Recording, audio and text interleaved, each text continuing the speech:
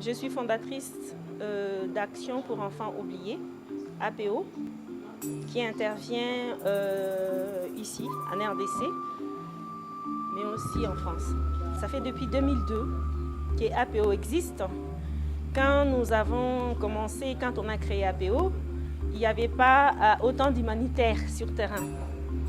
Ce n'est pas du tout évident parce que, comme je disais tout à l'heure, l'humanitaire, ce n'est pas seulement réservé à une certaine catégorie de personnes. C'est vrai qu'on ne peut pas tout faire nous-mêmes. C'est d'ailleurs pour ça qu'on a besoin de tous les acteurs, notamment les autorités de l'État, notamment coutumiers, mais aussi de la population pour pouvoir aider justement et faire notre travail qui est de sauver des vies. Je ne peux pas dire que je m'en sors, mais cette petite graine que je dis chaque fois, la graine de moutarde qui bouillonne en moi, qui a été secouée en 2002 quand j'ai vu la misère sur la place du marché des Nyawera, mais aussi dans les villages du Sud Kivu où on sillonne tous les jours. Quand on voit, comme on a dit tout à l'heure, que la situation, il y a des situations alarmantes, notamment dans les secteurs de la santé et de l'éducation, dans les Sud Kivu et des sécurités alimentaires, on ne peut pas rester sans rien faire.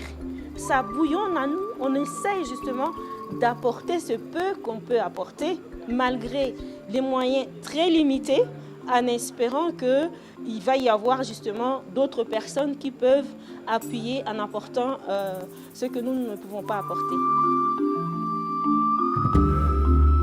Et souvent, nous rencontrons des gens qui nous disent « moi, je ne peux pas aller là-bas parce qu'on coupe les têtes des personnes.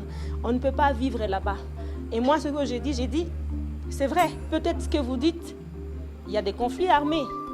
Mais si on ne fait rien, on ne peut pas sauver des vies non plus. Ça fait plus de 10 ans, que nous travaillons sur place et nous sommes toujours là.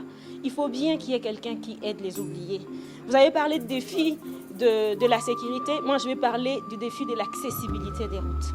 C'est l'accessibilité des routes, des certes agricoles qui est vraiment catastrophique pour nous, surtout pour les oubliés. Je vais parler notamment des conséquences de tous ces conflits qui sont là. Est-ce que je voudrais aussi dire par rapport à ceux qui ne font pas de l'urgence comme nous, aux ONG de développement, nous pouvons être complémentaires. On a parlé, oui, il y a eu Istanbul, des ODD, des objectifs de développement durable.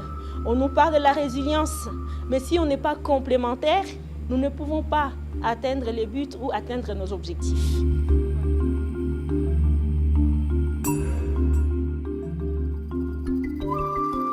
Moi, j'ai dit les humanitaires font un travail formidable. Ceux qui font ce travail, et aujourd'hui, mais vraiment c'est leur journée, je leur rends l'honneur.